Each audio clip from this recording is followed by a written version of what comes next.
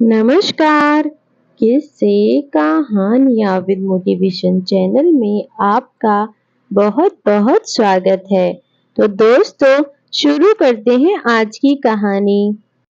जब बहू ने अपनी सास को अपनी सहेलियों के सामने घर की नौकरानी बताया तो फिर सास ने बदला अपना स्वरूप और बोली, बहू और उसकी सहेलियों को उनकी हैसियत दिखा दी। मंजू, कुछ भी कहो, तेरे तो मजे ही मजे हैं, ना कुछ करती है ना धरती है, सास की रोटियों पर जीती है, काश हमारा नसीब भी ऐसा ही होता। यह कहती हुई मंजू की सहेलियां एक दूसरे से उसके घर के खाने की तारीफ करने लगी और उन सबकी बातें सुनकर मंजू मन ही मन खुश होती हुई बोली, और नहीं तो क्या, ऐसे ही थोड़ी हूँ, पहले ही सब कुछ देख लिया था और फिर मुझे नितेश ने सब कुछ बता दिया था कि उनकी माँ कितनी सीधी है और ऊपर से उसे खाना बनाने का शौक भी है। तो बस मैंने तो फट से शादी के लिए हाँ कह दी, वरना तो कहाँ वो और कहाँ मैं।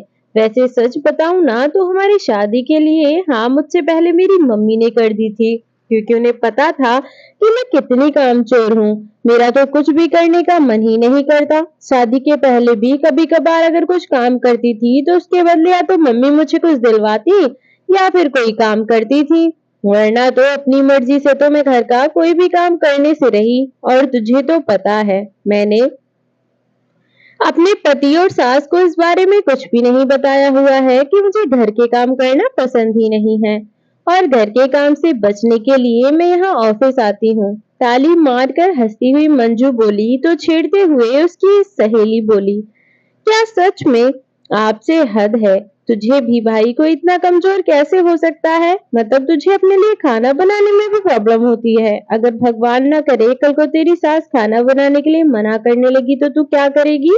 तब मंजू अपनी सहेली की ओर घूरती हुई बोली, तू मेरी दोस्त है या दुश्मन, कैसा श्राप दे रही है मुझे। भगवान ना करे कभी ऐसा हो, और मैं ऐसा कभी होने नहीं दूंगी।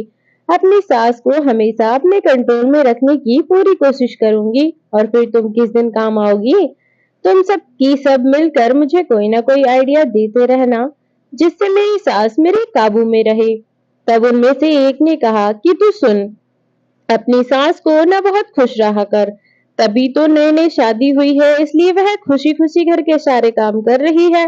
लेकिन कल को अगर मुंह बनाकर बैठ गई तो अगर तेरी अभी से उनसे बॉन्डिंग अच्छी हो जाएगी तो वह खुशी खुशी तेरे लिए सब काम किया करेंगी।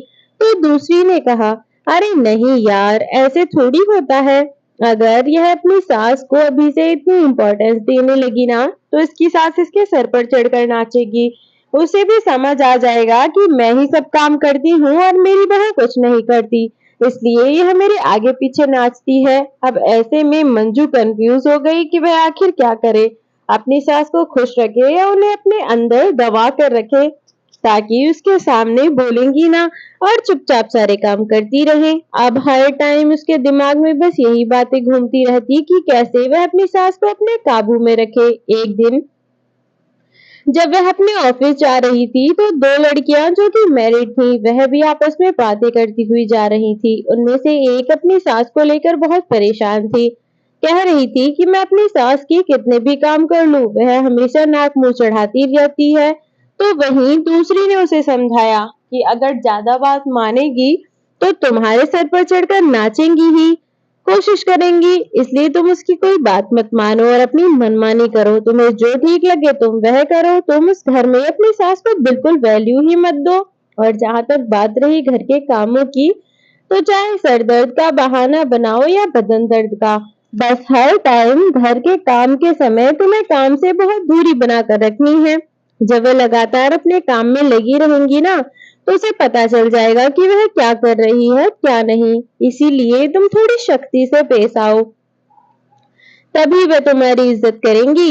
मैं भी अपनी सास के साथ ऐसा ही बर्ताव करती हूँ, मेरे सामने वह आवाज भी नहीं निकाल सकती, मैं चाहे उसे जो कह लूं। अब तो बस यही बात मंजू के दिमाग में घर कर गई और फिर वह अपने आप को 30 मार खा समझने लगी, जैसे वही सब कुछ करती है। और उस लड़की ने ऊपर से यह और कह दिया कि मैं अपनी सास को हमेशा इस धौंस में रखती हूँ कि मैं इस घर में कमा के ला रही हूँ, मैं पैसे कमाती हूँ तो मैं घर के काम नहीं करूंगी। बस यही बात उसके दिमाग में पूरी तरह से बैठ गई और वह भी अपनी सास के साथ बिल्कुल ऐसा ही बर्ताव करने लगी।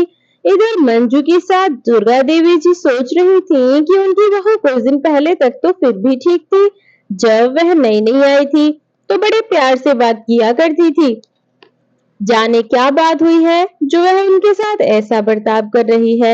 एक बार उन्होंने सोचा भी कि अपनी बहू से इस बारे में बात करें, लेकिन जब उन्होंने उससे इस बारे में बात की तो मंजू ने उन्हें सीधे मुंह जवाब ही नहीं दिया और बोली कि मेरे पास फालतू की चीज सोचने का टाइम नहीं है।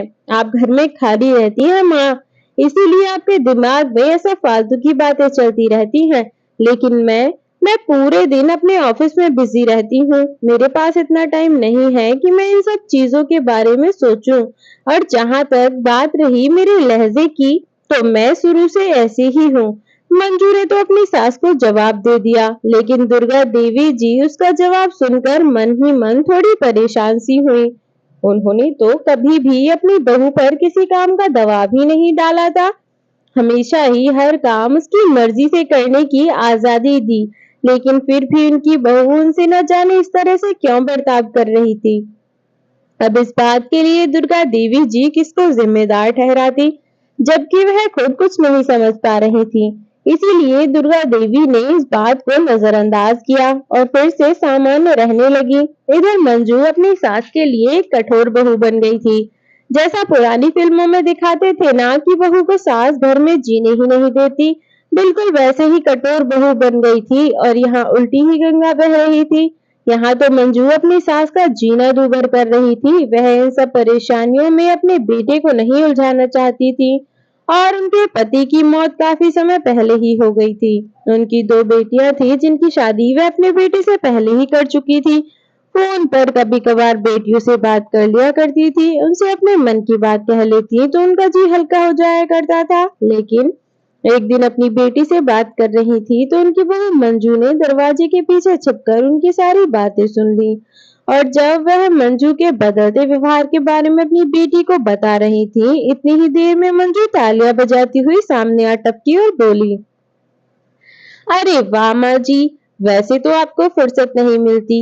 वैसे तो आप इतना काम करती हैं, मेरे सामने तो ऐसे जताती हैं जैसे कितना काम करती हैं, और वैसे आपको मेरी चुगली करने के लिए बहुत टाइम है ना। अब तो आपको कोई परेशानी नहीं हो रही होगी ना। अब तो आप आराम से मेरी चुगली कर सकती हैं अपनी बेटी से। आने दीजिए आज आपके बेटे को, उन्हें भी तो पता चले कि उनकी माँ कैसी है, कैसे ननद भाभी के बीच में दरार पैदा कर रही है। दुर्गा जी अपने बेटे को इन सब चीजों से दूर रखना चाहती थी, इसलिए उन्होंने अभी तक अपने बेटे से कुछ भी नहीं कहा था। लेकिन आज जैसे ही उनका बेटा नीतीश ऑफिस से वापस लौटा, वैसे ही मंजू ने उसे भड़काना शुरू कर दिया। उसने उसे न जाने क्या क्या कहा और आखिरकार सास बहू की बहस में उसने नीतीश को भी उलझा लिया। अब जब तक इंसान दूसरी तरफ की बात ना सुने तब तक उसे एक इंसान गलत लगता ही है। इसमें कोई दो राहे वाली बात नहीं है। नितेश की सबसे बड़ी गलती रही कि उसने आकर अपनी माँ से तो कुछ नहीं पूछा। बस मंजू ने उसके सामने दो आंसू बहा दिए और उसने जो भी कहा उसने सच मान लिया और नीचे आकर अपनी माँ को बातें सुनाने लगा। दुर्गा देवी तो यह नहीं समझ पाई कि उनका बेटा इतना नाराज किस बात से है। उन्होंने तो ऐसा कुछ किया भी नहीं। लेकिन जब नितेश ने मंजू का जिक्र किया कि आप क्यों उसे परेशान करती हैं माँ, आप उसकी चुगली करती हैं, दोनों दीदी उसके बारे में क्या सोचेंगी। जब यह सब बातें उसने अपनी माँ से कही तो वह समझ गई कि ऐसा मंजू का ही किया धरा है और उसके कारण ही उनका बेटा उनसे इस तरह बात कर रहा है। दुर्गा देवी जी ने अपने बेटे नीतीश को समझाने की बहुत कोशिश की, लेकिन नीतीश अपनी माँ की कोई बात सुनना ही नहीं चाहता था और सुना भी तो उसने अपनी माँ की बात को समझने की कोशिश नहीं की। उसकी बात सुनने के बाद भी वह यही बोला कि चाहे कुछ भी होगा, लेकिन आपको इस तरह से घर की बातें दीदी को फ़ोन पर बताने की कोई ज़रूरत नहीं थी। वैसे तो कहते हैं कि बहू की चुगलियाँ करती फिरती हैं अपने मायके में, लेकिन यहाँ तो उल्टा। आप ही इतना कहकर नितेश हाथ झटक कर चला गया कि हद होती है किसी चीज़ की। अब आपको मैं समझाऊं, अच्छा नहीं लगता। लेकिन फिर भी क्या करें, अगर आपको खुद इतनी समझ होती तो मुझे कहने की ज़रूरत ही नहीं पड़ती। इतना कहा और नीतीश वहाँ से चला गया। इधर दुर्गा देवी सोच में पड़ गई। वह तो किसी से कुछ कहती ही नहीं और मंजू से तो कुछ कहती नहीं, अपनी बेटियों से ही अपना दुख बांट लिया करती थी।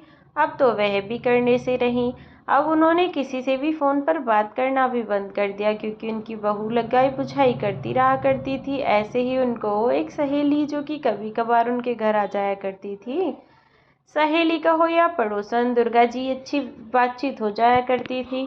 दोनों ही 25 सालों से पास पास रह रही थीं और अब एक दिन जब उनकी बहू ने उन्हें भी घर आते देख लिया तो उसे भी उस पर भी परेशानी होने लगी और उसने अपनी सास से मना किया कि फालतू में किसी को पास बैठने की ज़रूरत नहीं है। लोग फालतू की बातें सिखाएंगे, कल को आपको मेरे खिलाफ भड़काएंगे और आप उनसे भड़काने में आकर मुझसे ही बातें सुनाएंगी, इसलिए कोई ज़रूरत नहीं है, ठीक है ना। अपनी सास को उल्टा ज्ञान देकर वह चल दी और इधर दुर्गा देवी जो कि अभी तक अपनी मर्जी से अपने जीवन जीते आई थीं, अब अपनी बहू के इशारों पर चलने को मजबूर थी और वह भी अपने बेटे के कारण। उन्होंने अपनी बहू को मना किया कि वह उन्हें इस तरह बांध कर तो नहीं रख सकती, ऐसा क्या करे कि फिर अकेली इस घर में पड़ी रहना। मंजू की इस बात का दुर्गा देवी पर बहुत गहरा असर हुआ, इसलिए उन्होंने अपनी बहू की हर बात मानना शुरू कर दिया। उन्होंने एक बार अपने बेटे को इस बारे में बताने की कोशिश की और उससे कहा कि बेटा, तेरी बहू मुझे हर चीज़ पर कंट्रोल करने की कोशिश करती है।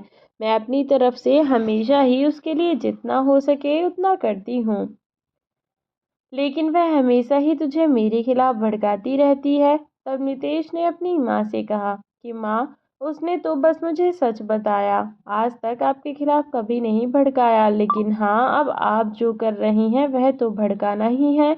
आप मुझे मेरी बीवी के खिलाफ भड़काना चाहते हैं और मुझे इस बारे में उसने पहले ही सचेत किया था। बिल्कुल सही कहा था मंजू ने कि आप मुझे उसके खिलाफ जरूर भड़काएंगे और देखिए, आखिरकार ऐसा ही हुआ। अब जो आप कर रहे हैं यह और क्या है, आप मुझे उसके खिलाफ भड़काने की ही तो कोशिश कर रही हैं ना, और वह भी बिना किसी बात के। उसने तो आपके लिए कुछ भी नहीं कहा, लेकिन आप हमारे बीच दीवार खड़ी करना चाहती हैं। बस, बहुत हुआ। अब मैं आपकी कोई बात नहीं सुनना चाहता। आप प्लीज यहाँ से जाइए और अपना काम कीजिए। इस पर दुर्गा देवी की क्या ही सफाई देती और बेचारी अपना सा मुंह लेकर वापस आ गई। अब आखिरकार वह सोचने लगी कि वह ऐसा क्या करे जिससे उनकी बहू की सच्चाई उनके बेटे के सामने आ जाए। अब बेचारी जैसे तैसे अपना समय काट ही रही थी, जब घर में बहुत ज्यादा बोर होने लगी तो वह सुबह शाम अपने बेटे से पूछकर पार्क में घूमने के लिए जाने लगी। बेटे को भी इस बात से कोई आपत्ति नहीं थी। अच्छा ही था उसकी माँ की स्वास्थ्य के लिए कहा था कि घूमने फिरने की क्या जरूरत है, घर में इतने काम तो होते हैं। लेकिन इससे पहले वह बेटा कुछ निश्चित करता, उसकी माँ ने कहा कि घर के काम तो मैं रोज ही करती रहती हूँ और फिर घर के अंदर और बगीचे की ताजी हवा में बहुत फर्क है। सुबह सुबह वहां घूमने जाऊंगी तो मेरे स्वास्थ्य के लिए अच्छा रहेगा। नितेश ने इस बात को समझते हुए हामी भर दी। अब दुर्गा देवी रोज सुबह को बगीचे में टहलने के लिए जाया करती थी, पर आज वह उठने में थोड़ी लेट हो गई और इसलिए बगीचे भी थोड़ी देर से पहुंची, तो उन्हें बगीचे में उनकी वही पुरानी सहे पड़ोसन मिल गई जिससे वह पहले बात कर लिया करती थी। दुर्गा देवी को बगीचे में टहलते हुए देखकर वह बहुत खुश हुई और दोनों ने बातचीत शुरू कर दी। दरअसल जब उनकी बहू ने उसे पड़ोसन के आने पर विरोध किया था तो दुर्गा जी ने खुद ही उसे घर आने से मना कर दिया था। दोनों ने साथ में घूमते हुए खूब सारी बात की। तब उनकी पड़ोसन उनके पूछने पर दुर्गा देवी ने बताया कि उन्होंने अपनी घर आने पर क्यों उन्हें रोका था और इस बात के लिए दुर्गा देवी जी ने उनसे माफी भी मांगी। उन्हें बहुत शर्मिंदगी हुई, लेकिन जब दुर्गा देवी ने इस बारे में उन्हें बताया तो पड़ोसन समझ में बहू इतनी सीधी नहीं है, वह सब कुछ अपने कंट्रोल में रखना चाहती है, इसलिए वह ऐसा कर रही है। उन्होंने दुर्गा जी से उनके घर की सारी बात पूछी कि नितेश का व्यवहार उनके प्रति कैसा है, तो दुर्गा देवी जी ने बताया कि नितेश का व्यवहार वैसे तो सामान्य ही है, लेकिन वह भी क्या करे, उसकी पत्नी उसके सामने भली बनकर दिखाती है और उसके पीछे मेरा जीना हराम कर देती है। पर यह बात नितेश मानने को तैयार नहीं था। उसे लगता है कि उसकी पत्नी तो बहुत सीधी है, वह कभी ऐसा नहीं कर सकती। अब बताओ ऐसे में मैं क्या करूं। तब उसकी पड़ोसन ने दुर्गा जी को एक सुझाव दिया और कहा कि पहले तुम प्यार से समझाने की कोशिश करना, बेटा तुम्हारा ही है। इसलिए अगर हो सके तो तुम प्यार से सच उसके सामने लाने की कोशिश करो। लेकिन यदि फिर भी नाकामयाब रहती हो तो तुम्हें अपनी बहू के सामने झुकने की जरूरत नहीं है। अगर वह दोनों तुम्हारा जीना हराम करते हैं तो तुम बहू के साथ में बेटे को भी लपेटो और उसे भी सबक सिखाओ। उन्हें भी तो पता चले कि पत्नी की बातों में आकर माँ बाप के साथ बुरा बर्ताव करने का क्या अंजाम होता है। माँ बाप से जैसा बर्ताव वह लोग करते हैं वैसा बर्ताव अगर उनके साथ हो तो 4 दिन में ही हेकड़ी निकल जाएगी। तब दुर्गा जी ने अपनी उस पड़ोसन से पूछा कि बहन, बात तो तुम सही कह रही हो, पर मैं यह सब कैसे करूंगी। तब उनकी पड़ोसन ने उन्हें सारी बातें समझा दी कि अब उन्हें आगे क्या करना है और कैसे करना है। अब जब दुर्गा जी ग्राउंड से घूमकर वापस घर पहुंची तो उन्हें थोड़ा लेट हो गया था, क्योंकि वैसे भी आज सुबह से वह लेट उठी थी, तो सभी कामों का देर होना तो स्वाभाविक सी बात थी। ऐसे में दुर्गा जी के पास बगीचे से आते ही उनकी बहू उन पर चढ़ बैठी और बोली, आ गई आप? यह कोई टाइम है? आपको इतना दिखाई नहीं दे रहा था कि हमें ऑफिस जाना है ना? अभी नाश्ता बना है ना कुछ, और लंच भी रेडी नहीं है। यहाँ तक कि पूरा घर ऐसे ही गंदा पड़ा है। अभी तक आपने कुछ काम भी नहीं किया। उतनी ही देर में जब उनकी बहू उनके ऊपर चिल्ला रही थी तो दुर्गा देवी ने इधर उधर उनके बेटे पर ना पड़ी, तो चिल्लाती हुई दुर्गा देवी अपनी बहू पर जोर से चिल्लाकर बोली, नहीं बना तो ना सही, हाथ तो तुम्हारे भी है ना, तुम भी काम कर सकती हो। मैंने क्या ठेका ले रखा है कि जीवन भर इस घर के सारे काम मैं ही करूंगी? अरे मेरी तो फिर भी उम्र हो चली है, तुम तो अभी जवान हो ना। तुमसे घर में झाड़ू तक ना लगाई गई। कुछ काम करने का मन नहीं करता और लेक्चर देने हो तो ऐसे चली आती हो जैसे मुझे तनख्वाह देती हो तुम। दुर्गा देवी ने इतनी तेज आवाज में कहा कि उनका बेटा उठकर अपने कमरे से बाहर आ गया। झट से दुर्गा देवी बिल्कुल चुप हो गई तो उनकी बहू अपनी सास पर और तेज आवाज में चिल्लाते हुए बोली, किस काम की हो तुम?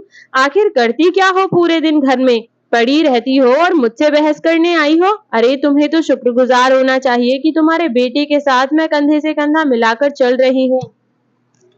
अकेले तुम्हारा बेटा कितना कमा पाता है और मैं जितना कमाते हैं उसमें कुछ तो सहारा लगाती ही हूँ। घर के खर्चे में मेरे पैसों से ही चलते हैं।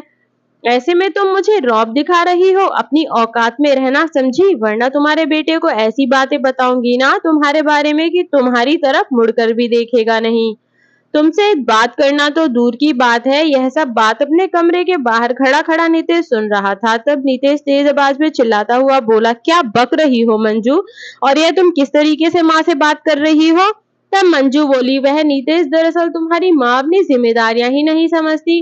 अरे देखो तो सही कितना टाइम हो रहा है, अब तक 9 बज चुके हैं। यह कोई बगीचे से घूम कर आने का समय है? बताओ जरा मुझे, अब ऑफिस जाने को लेट हो रहा है और अभी तक ना नाश्ता तैयार है ना खाना। तुम्हारी माँ को यह तो सोचना चाहिए था ना कि बच्चे ऑफिस जाएंगे तो मैं समय से घर वापस लौट सकूं, लेकिन नहीं, इन्हें तो अपनी सेहत की पड़ी है, बगीचे में घूम के आने की पड़ी है। तो नीतेश ने बोला कि अगर एक दिन माँ लेट हो भी गई तो कौन सी आफत आ गई मंजू, वैसे भी घर के काम करना तो तुम्हें बहुत पसंद था ना। तब तो तुम कहा करती थी कि सारा काम तुम ही संभाल लोगी। अगर एक दिन माँ नहीं भी किया तो तुम कर सकती थी ना, सारा काम माँ को ही करना पड़ेगा क्या? और फिर अगर माँ ने कुछ भी नहीं किया और तुम्हें भी नहीं करना तो यह भी कौन सी तमीज है माँ से बात करने की।